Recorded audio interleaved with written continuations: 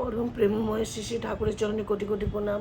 পরম আরাধ্যা জগজ্জননী শ্রী শ্রী বড়মার চরণে কোটি কোটি প্রণাম। পরম পূজ্য পাদ শ্রী শ্রী বরদার চরণে কোটি কোটি প্রণাম। परम पूज्य पाद श्री श्री आचार्य देवर चरणे कोटि कोटि प्रणाम। ठाकुर परिवार प्रति प्रत्येक चरणे कोटि कोटि प्रणाम। आप सभी के पास फिर मैं ठाकुर जी के बारे में कुछ बोलने का कोशिश कर रही हूँ। आप लोग थोड़ा सुनेंगे तो अच्छा लगेगा। हम लोग ठाकुर जी को सभी को हम लोग का मेन जो पॉइंट है वो ठाकुर है। ठाकुर जी को लेके ही हम लोग चलते हैं। सवेरे सो के उठते हैं, आँख खुलता है, हम लोग का सबसे पहले सामने किसी का चेहरा, अपना पति, बच्चे, माँ बाप, भाई बहन, किसी का चेहरा नहीं आता है। सबसे पहले ठाकुर जी का चेहरा ही सामने आता है। और फिर दिन भर फिर उठ के हम लोग पहले ठाकुर जी को का इष्ट विधि करते हैं। करने का बाद फिर हम लोग नाम धाम करके प्रार्थना करते हैं। फिर दिन भर का हम लोगों का कार्यक्रम जो भी होता चलता है। लेकिन हर काम में हर कुछ करते हैं, दिमाग में ठाकुर जी रहते हैं, क्योंकि उनका अलावा हम लोग सोच ही नहीं सकते। क्योंकि वही हमारे जीवन का मेन जो पॉइंट है, जो हमको सबसे ज़्यादा प्यार करते हैं, जिनका साथ मैं हर बात को हम लोग शेयर कर सकते हैं, तो वही हमारे ठाकुर है। क्योंकि ठाकुर बिना जीवन एकदम ठाकुर के बिना जीवन एकदम बेकार है। बिना ठाकुर के का हम लोग चल नहीं सकते।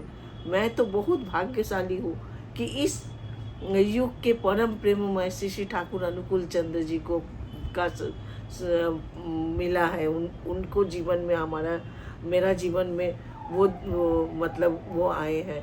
ठाकुर जी का दीक्षा लेने का बाद मेरा जीवन का कुछ दिशा ही बदल गया है। क्योंकि उनको लेके ही मेरा सब कुछ है, चलना, बोलना, बैठना, उठना, सब कुछ है। लेकिन ठाकुर जी का बहुत कुछ हम लोग जानते नहीं हैं। ठाकुर जी का बारे में बहुत कुछ हमें जानना भी ज़रूरी है। तो वो जानने के लिए हम लोग थोड़ा बहुत कोशिश करते हैं कि ठाकुर जी कौन है, कहाँ से आया है। वो हर दुनिया के हर कुछ के बारे में, हर चीज़ के बारे में ठाकुर जी बोले हैं। सत्यानुसरण लिखे हैं। नारियों के लिए बहुत सारे वाणी दिए हैं, जो हम लोगों का चलने, उठने, बैठने, हर कुछ के लिए बहुत सहायता करता है। तो ये तो हमारे ठाकुर जी हैं। तो ठाकुर जी का दीक्षा कब हुआ? हम लोग दीक्षा लिए, लेकिन ठाकुर जी का भी तो दीक्षा हुआ। उनका दीक्षा कब हुआ? 1913 ईस्वी में। 1913 ईस्वी में गाजीपुर के सत्संग के प्रधान, सत्संग के राधा स्वामी मठ के तत्कालीन जो चौथा सदगुरु सरकार साहब, मतलब बाबू कामता प्रसाद के निर्देश पर माता मनमोहिनी देवी ठाकुर जी को दीक्षा दिए हैं। और वो दिन कब था?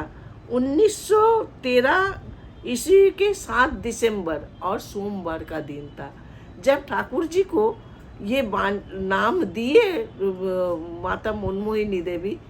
तब ठाकुर जी बोले, माँ ये नाम तो आपका गर्भ में मैं जब था उसी समय मुझे ये नाम मिला है। तो हम लोग सोच भी नहीं सकते। लेकिन इस चीज़ को हम लोग सभी को ही फॉलो करते हैं।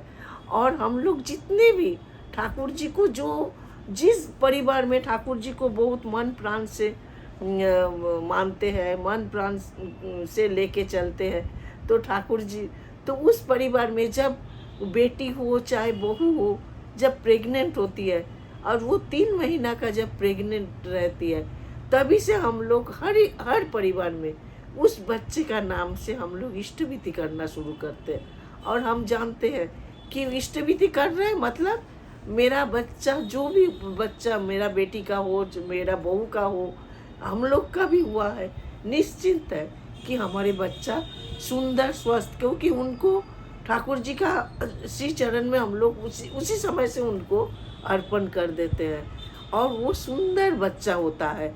तो यही है हमारे ठाकुर जी का लीला।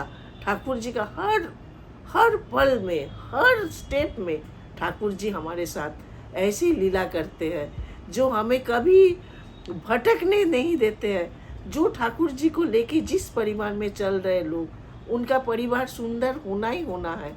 वो सुंदर होगा, स्वस्थ होगा, वो परिवार भी स्वस्थ रहेगा, उस परिवार के हर सदस्य सुंदर और स्वस्थ रहेंगे। जय गुरु। सभी कोई सुंदर रहिएगा। जय गुरु। स्वस्थ रहिएगा। जय गुरु।